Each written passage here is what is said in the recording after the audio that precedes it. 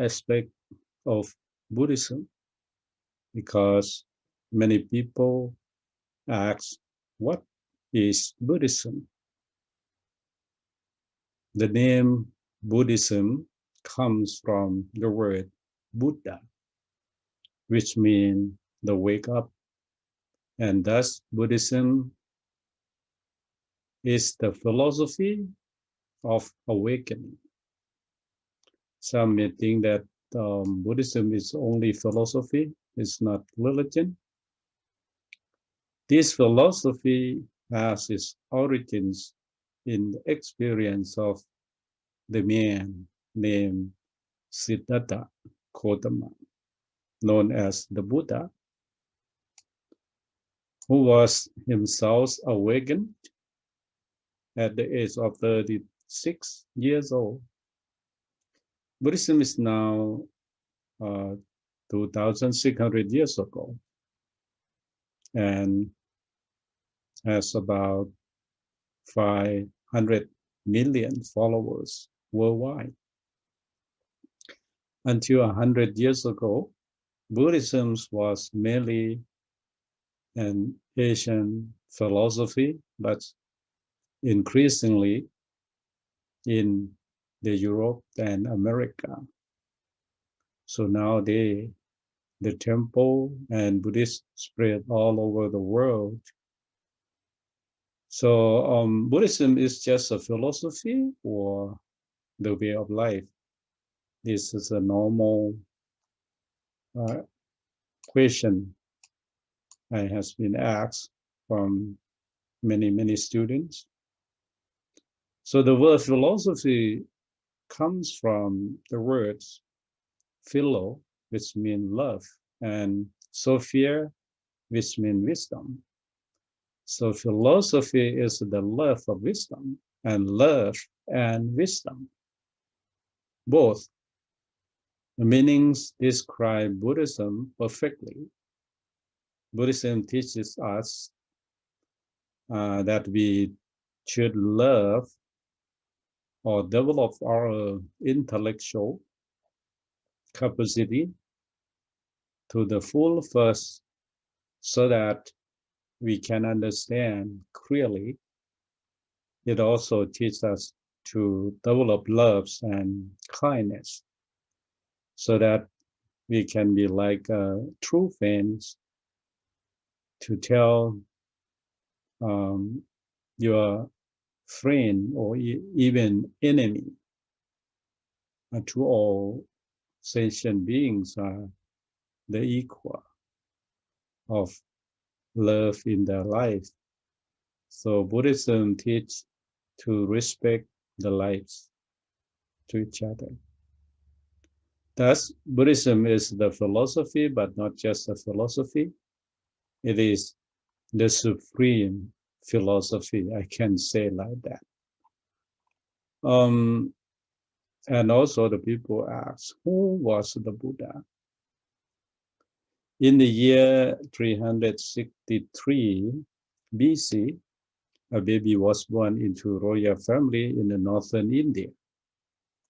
He grew up in the wealth and luxury, but eventually found that worldly comfort and security do not guarantee the real happiness. So he was deeply moved by the suffering to saw all around and resolved to find the key to human happiness. When he was 29 years old, he left his wife and his child and set forth to renounce the world and sit under the feet of the great religious teacher of the day to learn from them. From many schools, from many teachers or guru, they taught him much, but none really known to the cause of human suffering or how it could be overcome, that kind of suffering or problem of life. So eventually, after 6 years study and meditation, he had an experience, self-investigation, in which all ignorance falls away, and he suddenly understood the ultimate truth. From that day onwards, he was called the Buddha, the awakened one. He lived for another 45 years, in which time he traveled all over the northern India, teaching his way of practice that we call Dhamma, or the way of life. That the thing what he has discovered. His compassion and patience were legendaries, and he made thousands of followers in his 80 years of age. He got sick because like a normal people, he has old age, sickness, but still happy and at peace. He finally died at the age of 80. Left no successors, but the teaching that we call Dhamma and Vinaya, what he have taught, will be the teacher, will be the master instead of him. And I have been asked the question more.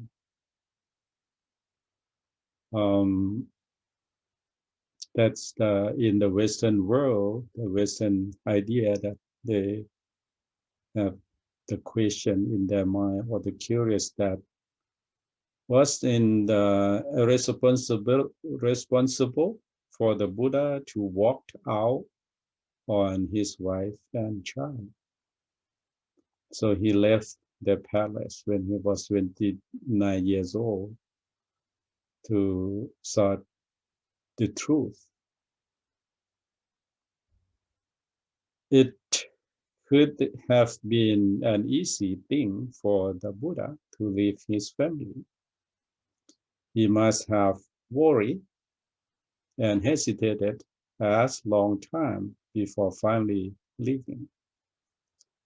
But he had a choice, dedicating himself to his family or dedicating himself to the whole world. In the end, his great compassion made him give himself to the whole world. So he renounced the world out of compassion, and the whole world still benefits from his sacrifice. It was not irresponsible. It was perhaps the most significant sacrifice ever made. And the people should understand that the thing that normal people cannot do, but the most difficulty in the normal life of the people, that the Buddha or the Siddhartha prince, he renounced the world and find out the answer for the world. The Buddha is there, so how can he help us? Is also the question. I can compare that, like a Faraday who discovered electricity is dead, but what he discovered still helps us. Louis Pasteur, who discovered the cures for many diseases, is dead, but his medication still works. still save the lives for all the people in the world. And a great artist like Leonardo da Vinci is dead, but what he created can still uplift and give joy. Noblemen and heroes may have been dead for centuries, but when we read of their deeds and achievements, we can still be inspired to act as they did. Yes, the Buddha is dead about 2,600 years ago, but later his teaching still helped people. His example still inspired. Later, his teaching still help the people and still exist. His words still change lives to the people who practice. Only a Buddha could have just power century after his death.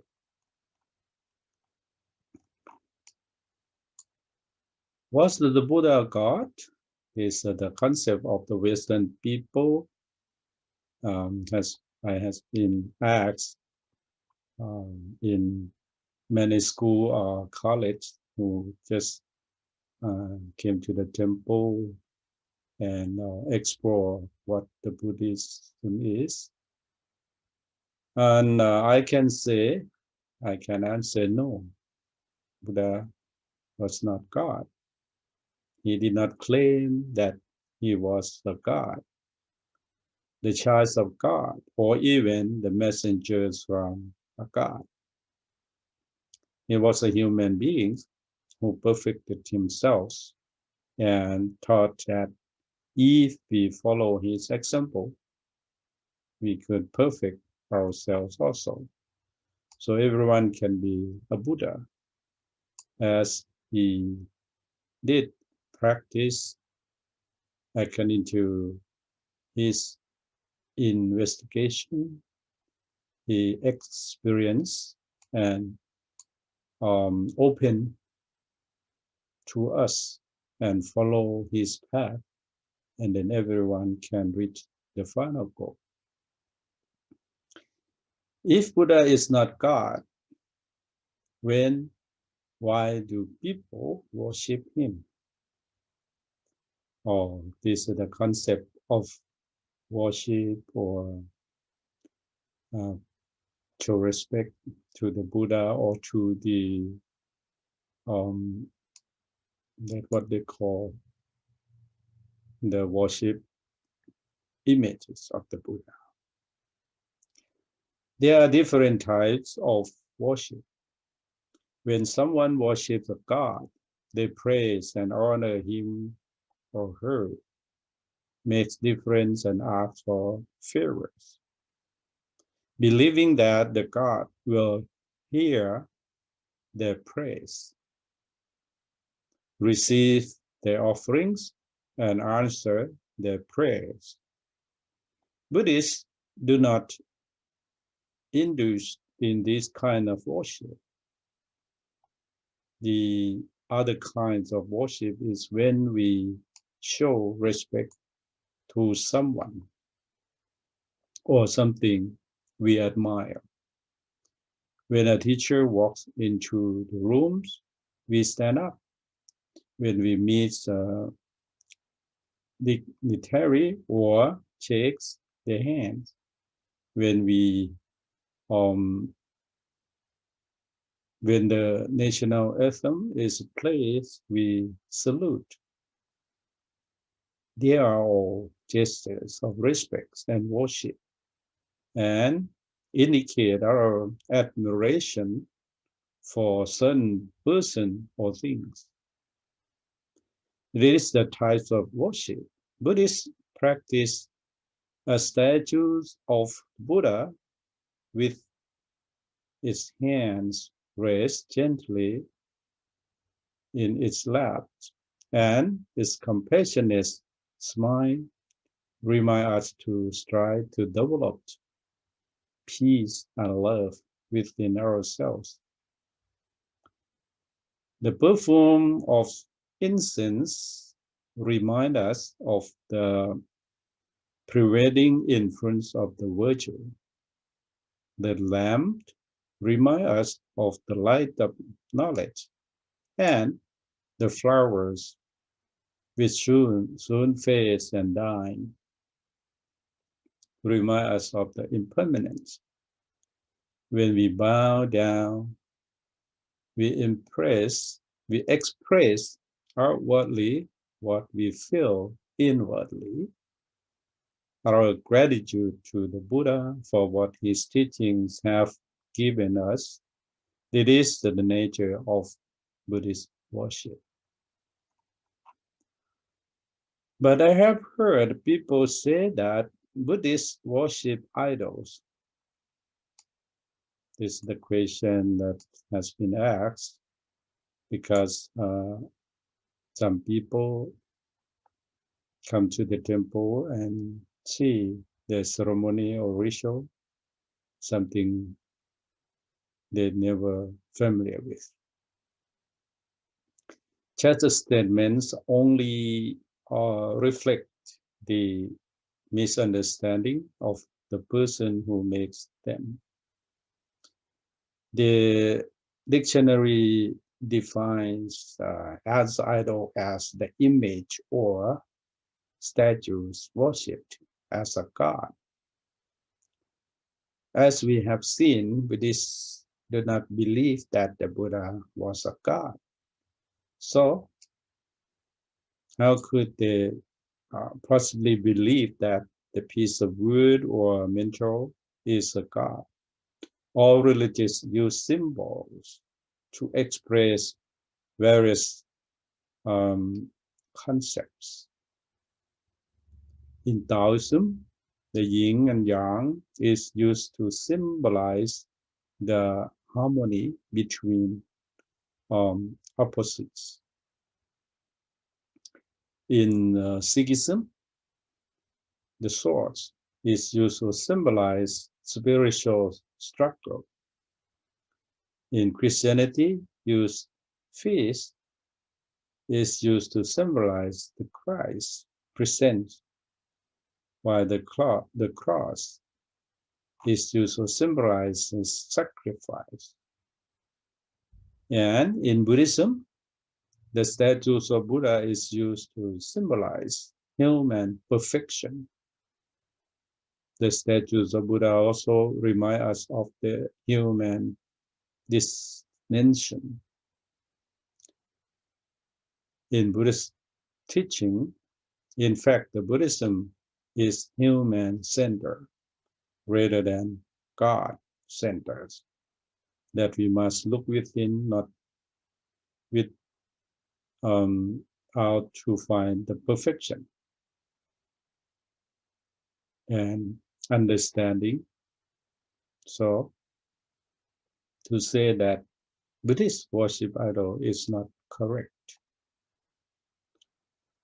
Why do people do all kind of strange things in Buddhist temples? Many things seem strange to us when we don't understand them. Rather than dismiss just things as strange, we should try to find out what they mean. However, it is true that Buddhist practices, some things have their origins in popular superstitions and misunderstanding rather than the teaching of the Buddha. And just misunderstandings are not found in Buddhism alone, but arise in all religions from time to time. The Buddha taught with clarity and in details, and if some fail to understand fully, the Buddha cannot be blamed. There is saying, if a person suffering from a disease does not seek treatment, even when there is physicians at home, It is not the fault of that physician. In the same way, if a person is oppressed and tormented by the disease of the defilements, but does not seek the health of the Buddha, that is not the Buddha's fault. No, should Buddhism or any religions be judged by those who don't practice it properly? If you wish to know the true teachings of the Buddhism, read the Buddha words and speak to those who understand them properly. If Buddhism is so good, why are some Buddhist countries poor?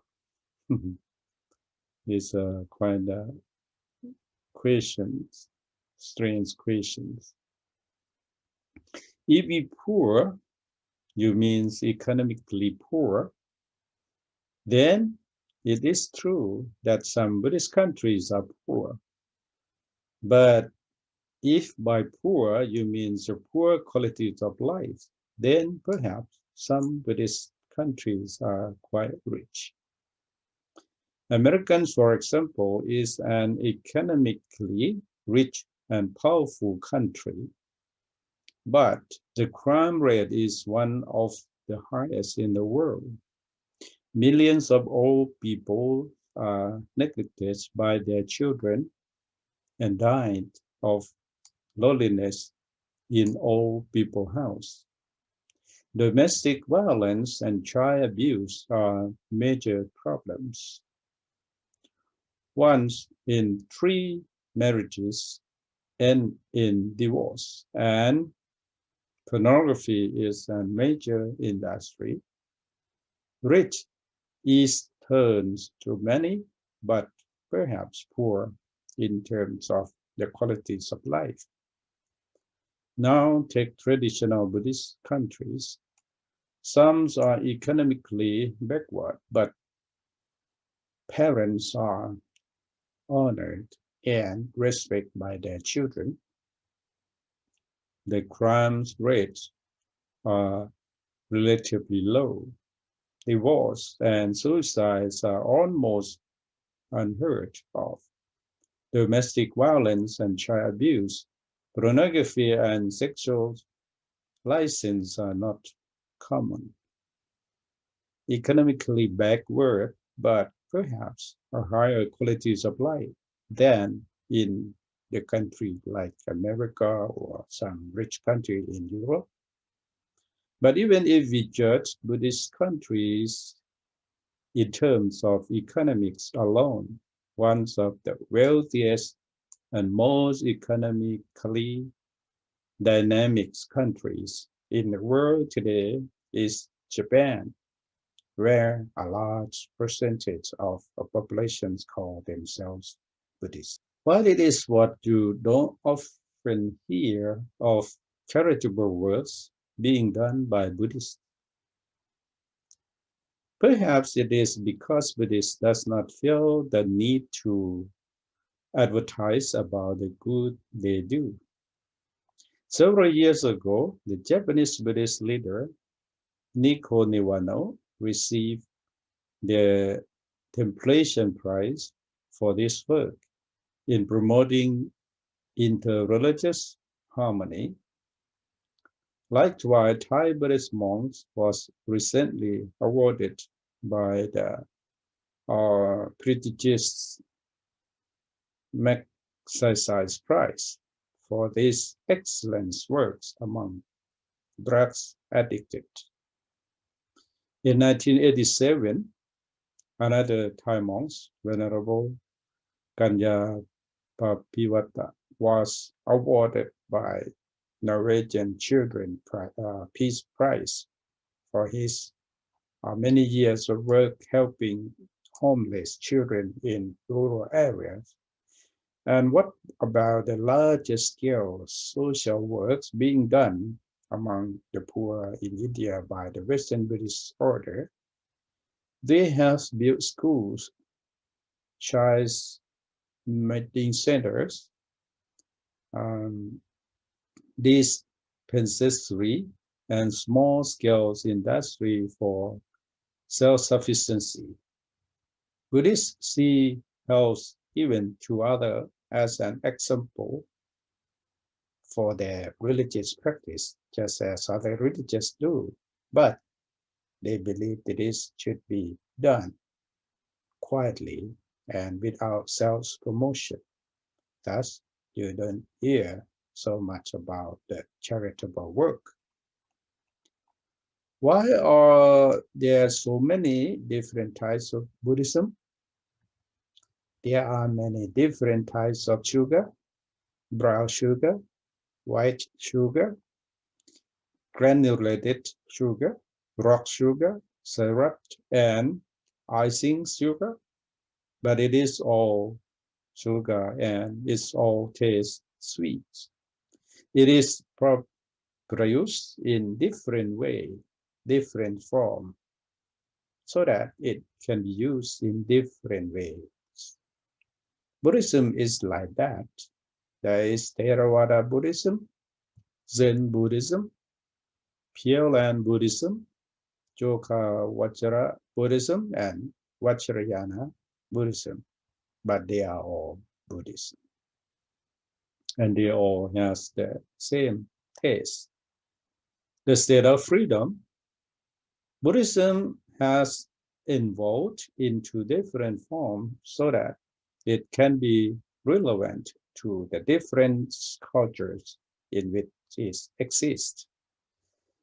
It has been reinterpreted over the centuries so that it can remain relevant to each new generation. Outwardly, the types of Buddhism may seem very different, but at the center of all of them is the Four Noble Truths, the Noble Eightfold Path. All major religious Buddhisms included have split into schools and sects. But the different sects of Buddhism have never gone to war with each other. They have never been towards each other, and to this day, they go to each other temples and worship together. Such tolerance and understandings are certainly rare. Buddhism started in India, but it eventually died out there. Why? The Buddha's teachings grew to become one of India's major religions, but gradually it went into decline and finally disappeared, just as Christianity started in Palestine, but eventually died out there. No one really knows why this happened. Perhaps a combination of political and social changes combined with wars and invasion made it difficult just a gentle and peaceful religion to survive. However, long before it disappeared in India, it spread from there to the furthermost corners of Asia. You certainly think highly of Buddhism. I suppose you think your religion is right and all the other are wrong. No. Buddhists who understand the Buddha's teachings think that other religions are wrong. No. No one who has made a genuine effort to examine other religions with an open mind could think like that either. The first thing you notice when you study in different religions is just how much they have in common. All religions knowledge that mankind's present state is unsatisfactory. All believe that a change of attitudes and behavior is needed if the human situation is to improve. all teach an ethics that includes love, kindness, patience, generosity, and social responsibility, and all accept an existence of some form of absolute. They use different languages, different names, and different symbols to describe and explain these things. And it is only when they narrow-mindedly relate to their one way of seeing things that religions, intolerance, pride, and self-righteousness arise. Imagine an enlightenment, a freshman, a Chinese, and Indonesians all looking to a cup. The Englishman say, that's a cup. The Frenchman answer, no, it's not. It is a tasse. The Chinese comment, you are both wrong. It's a pet. And the Indonesian laugh at the other to say, what fool you are is kawan. The Englishman gets dictionaries and show it to the other saying, I can prove that is a cup. My dictionary says so. Then your dictionary is wrong, say the Frenchman, because my dictionary clearly says it is taste. The Chinese scoff at them. My dictionary, thousands of years old than you. So my dictionary must be right. And besides, more people speak Chinese than any other language. So it must be a pet. Whilst they are explaining and arguing with each other, a Buddhist come up and drink from a cup. After he has drunk, he said to others, whatever you call it a cup, a thesis, a pet, or a kawan, a cup is meant to be used. Stop arguing and drink. Stop scrubbing and refresh your thirst. That is the Buddhist attitude to other religions.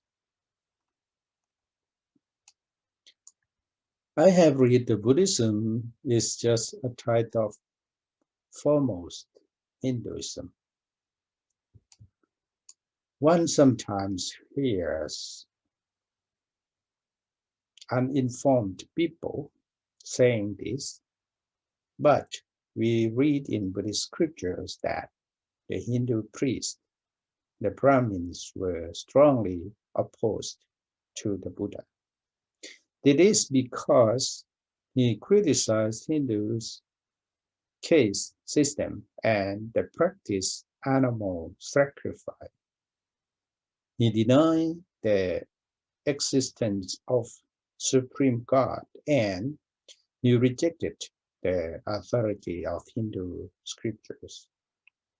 Buddhism and Hinduism have things in common, but they also have enough important differences to make them two distinct religions. Is Buddhism scientific?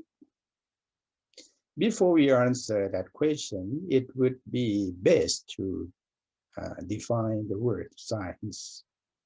Science, according to the dictionary, is knowledge which can be made into a system, which depends upon seeing and testing facts and stating general natural laws. A branch of just knowledge, anything that can be studied exactly.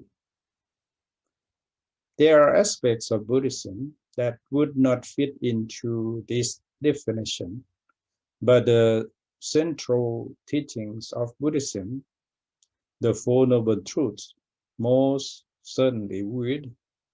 Suffering, the first noble truths and experience then can be defined, experience and measured.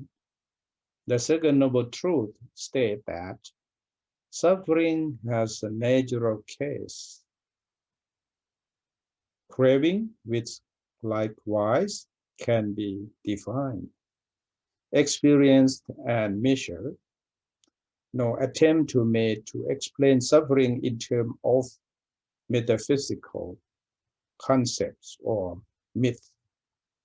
Suffering is ended according to the third noble truth, not by relying upon a supreme being, by faith or by prayer, but simply by removing its cause. That is examining the Four Noble Truths. The way to end suffering once again has nothing to do with metaphysics, but depends on behaving in specific way. And once again, behavior is open to testing. Buddhism dispenses with the concept of a supreme being, as does science, and explain the origins and working of the universe in terms of natural laws.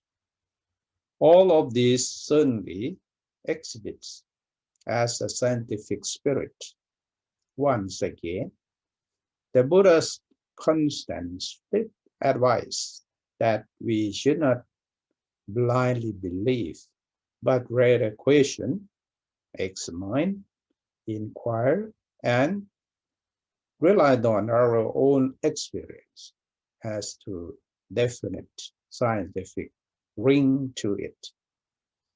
He says, do not go by revelation or tradition, do not go by rumor, and the sacred scriptures do not go by hearsay or mere logic, do not go by bias towards a nation or to another person's seeming ability, and do not go by the idea he is our teacher, but when you yourself know that a thing is good, that is not blamable. That is praised by the wise, and when practiced and observed, that is lead to happiness when follow that thing.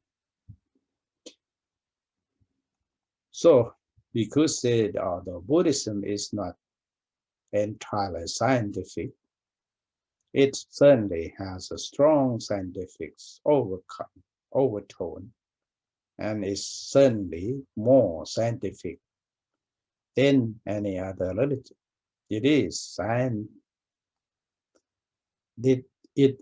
significant that Albert Einstein, the greatest scientist of the 12th century, said of Buddhism. The religions of future will be a cosmic religion.